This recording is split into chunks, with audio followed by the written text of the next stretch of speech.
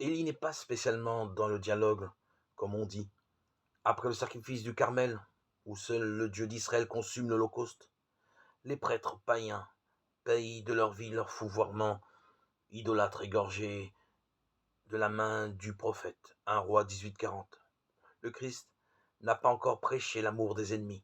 La leçon d'Élie est celle de la radicalité, du désir et de l'amour de la vérité. Ils verront Dieu ceux qui ont faim et soif de la justice, ceux qui ne négocient pas sans cesse en petit ce qu'ils ont donné un jour en grand. Combien de fois on vante l'ouverture et la pondération d'un homme qui n'au fond qu'un modéré sans conviction, un lâche flageolant devant l'esprit du monde et la terreur du qu'en dira-t-on. Le bois dont on fait les saints est un bois dur que Dieu redresse pour mieux leur donner à sa gloire. Si vous n'êtes pas un peu fou à 20 ans, vous serez certainement mou à 40. Qu'ai-je à faire de ces méduses qui n'ont ni os ni forme, écrit Saint-Exupéry. Venez à moi quand vous serez bâtis. Il est rare qu'un mollasson qui se laisse vivre entre vraiment dans la vie. Remarquez pourtant que rien n'est impossible à Dieu.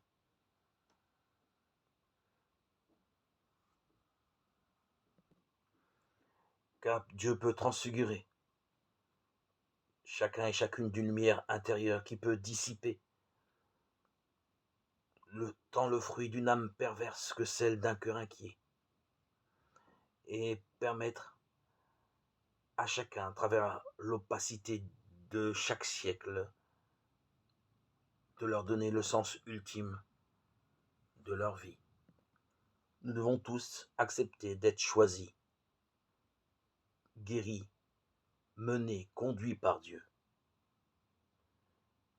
Comme il le dit lui-même, « Ce n'est pas vous qui m'avez choisi, dit le Seigneur, c'est moi qui vous ai choisi. » Jean 15, 16.